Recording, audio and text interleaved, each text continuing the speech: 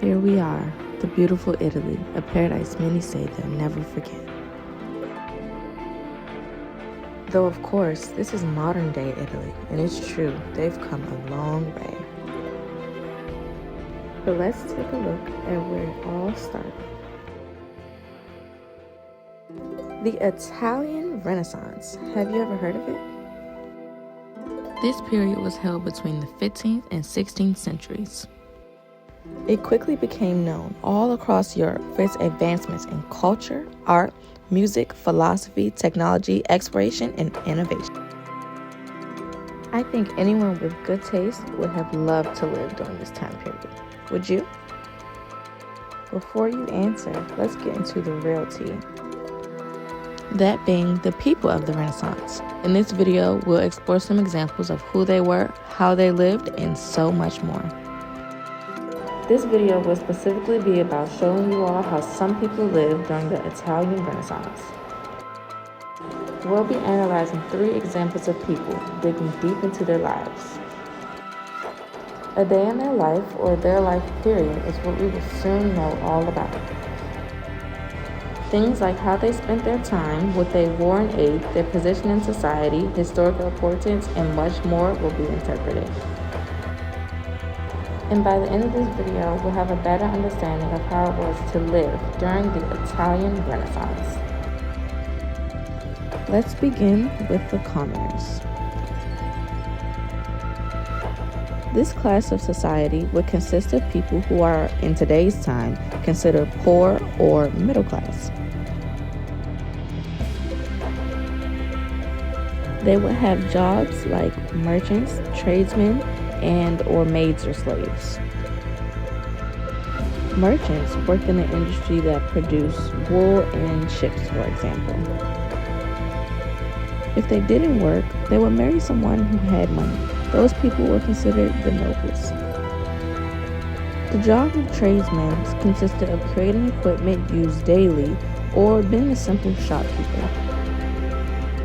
The maids and slaves of this society were considered poor and the lowest class. They were said to be unskilled workers and were very dependent on whatever jobs they had because there was no job protection. Now, on to more specific things like clothing, food, and entertainment and daily activities. Clothing and fashion was very important during this time. It would represent your place in society. The middle class wore certain silks, satin, brocade, and damask fabrics. The lower class would only wear linen, wool, or sheepskin. Food was not always equally distributed during the Renaissance. The middle class ate things like chicken, duck, geese, and wild birds. The lower class had a lack of meat, so they ate more fish and soups made of scraps. Even though these classes worked full jobs, this was still the Renaissance era. They had leisure time to enjoy things revolving around education and entertainment. They participated in things like art, literature, dancing, and music. There was also a handful of festivals, sporting events, and games. They would also do a lot of shopping in marketplaces for the goods they needed on a daily. Another big part of their daily life was practicing religion. As we know, the main religion practiced was Christianity, and the main church was the Catholic Church. But again, this is the Renaissance, so almost everything was changing and evolving, including religion. New ideas have been explored and presented.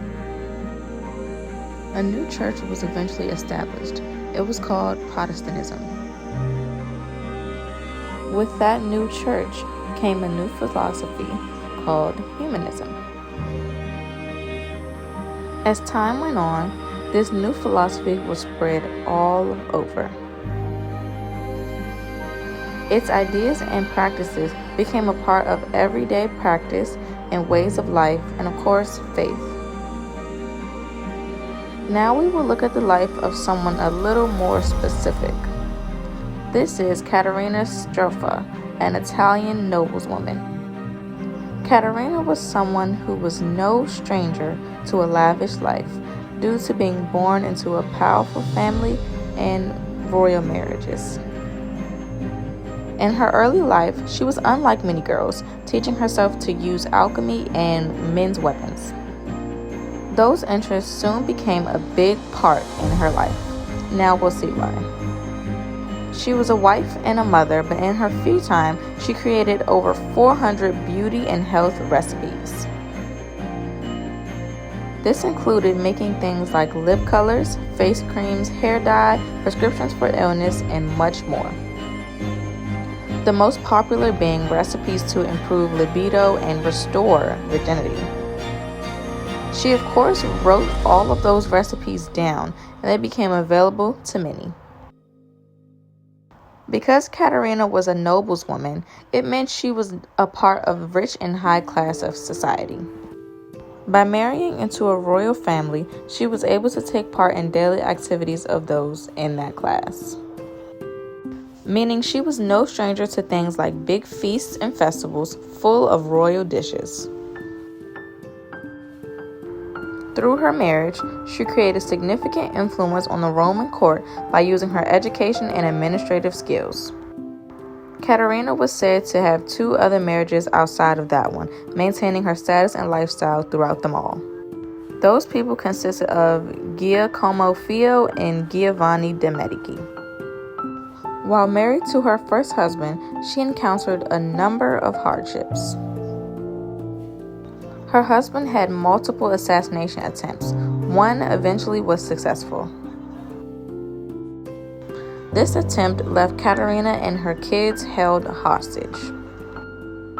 While held captive, she tricked her captors and showed a unique amount of bravery that kept her and her kids alive. This, of course, gave her much popularity. Her military was, of course, tested multiple times during her rule after the kidnapping, but she continued to persevere. All in all, Katerina was known for her cunning and brutal actions to protect her power, possessions, and family. Next up, we will look at the life of Benvenuto Cellini. He was an Italian goldsmith and sculptor, said to be the most renowned goldsmith of his day. He was the son of Giovanni Cellini, a well-known musician, inventor, and engineer. This, of course, made him an ambitious and competitive young man. At a young age, he trained to work as a goldsmith, starting off with small works like medals and coins. After that, he began working with many famous Italian artists. Some of his closest friends were Algone Bronzino and Benito Varchi. Though he seemed to be on the right track, he had constant run-ins with the law. He had been arrested for a number of things throughout his life. This includes sodomy with men and women, aggravated assault, and even murder. He was also said to break out of prison before. Benito was married and had 5 children, but he did not have much of a family life. It's said that one of his children were a result of him cheating on his wife. In his written autobiography, which became very popular, he goes into detail much about his life from his point of view. Though, from what we can tell, he was clearly ruthless and short-tempered.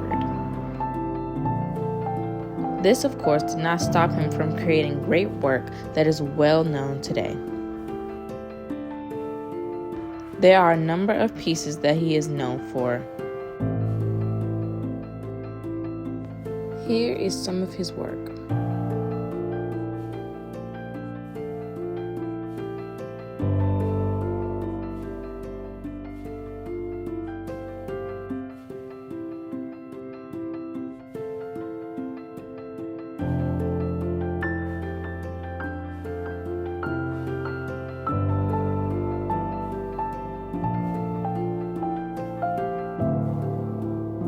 In conclusion, Cellini clearly lived quite an adventurous Renaissance life, and not necessarily in a good way.